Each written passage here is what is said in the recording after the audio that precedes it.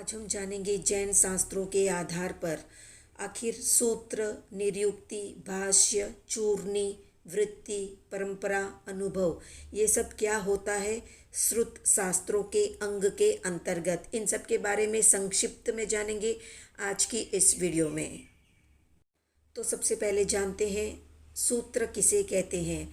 तो केवली भाषित या तीर्थंकरों द्वारा भाषित और गणधरों द्वारा सूत्र रूप में गुम्फित को सूत्र कहते हैं। दूसरा है निरुक्ति किसे कहते हैं। तो श्लोकबद्ध संक्षिप्त विवेचना को निरुक्ति कहते हैं और ये परंपरागम होती है। अब जानते हैं भाष्य किसे कहते हैं। तो भाष्य यानी श्लोकबद्ध जिसमें अधिक विवेचना की जाती है उसे भाष्य कहते हैं। अब जानते हैं चूर्णी किसे कहते हैं। तो प्राकृत और संस्कृत में विस्तार पूर्वक विवेचना करने को ही चूर्णी कहते हैं। अब जानते हैं वृत्ति या टीका किसे कहते हैं। तो दृष्टांतों द्वारा सहज जो समझाया जाता है उसे वृत्ति या टीका कहते हैं। अब जानते हैं कि परंपरा किसे कहते हैं। तो परंपरा से आए हुए अनेक प्रकार से समझाने योग्य शैली को परंपरा कहते हैं।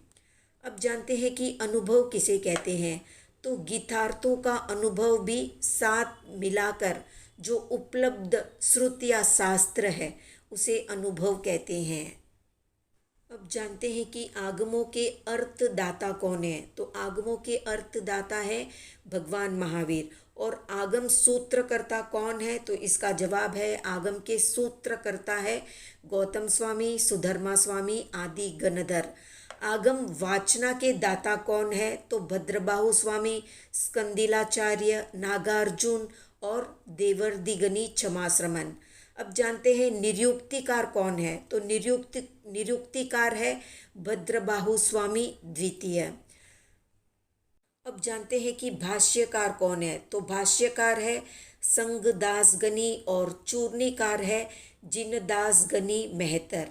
टीकाकार है शिलांकाचार्य, हरिभद्रसुरी, अभयदेवसुरी, मलयगिरी, समय सुंदरगनी आदि। नए ग्रंथ के रचयिता या प्रणेता है आचार्य वृद्धवादी देव, आचार्य सिद्धसेन, दिवाकरसुरी, गनी, सिद्धर्षि, आचार्य हरिभद्रसुरी, कलिकाल सर्वज्ञ, हेमचंद्राचार्य, महोपाध्याय, यशो विजयजी आदि।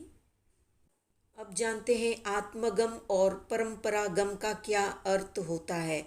तो सूत्र से गणधरों को आत्मगम कहते हैं। तो उनके शिष्यों जैसे जम्बू स्वामी को अंतरात्मगम और उनके भी शिष्य जैसे प्रभव स्वामी, सयंभव सूरी को परंपरागम कहते हैं।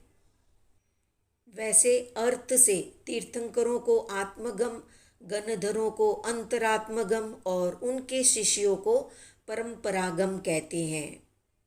तीर्थंकर भगवान तीर्थ की स्थापना करते समय सबसे पहले पहल गणधर भगवान को जिसका अर्थ द्वारा उपदेश देते हैं और गणधर भगवान पहले पहल जिस अर्थ को सूत्र रूप में गूंथते हैं उसे पूर्व कहते हैं और ऐसे पूर्व 14 है।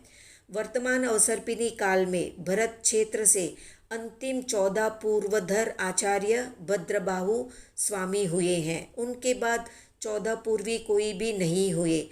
10 पूर्वी यानी 10 पूर्वों के जानकार तो हुए हैं जिनका नाम है स्थूलीभद्र।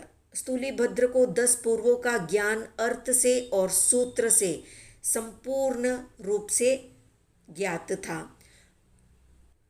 14 पूर्वों की कुल लेखन श्याई का प्रमाण है 16,383 हाथी प्रमाण।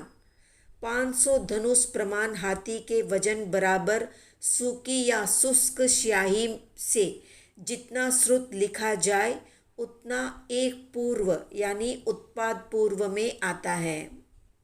तो ये थी संक्षिप्त जानकारी निरुक्ति, भाष्य, चूर्णी, वृत्ति, टीका से संबंधित।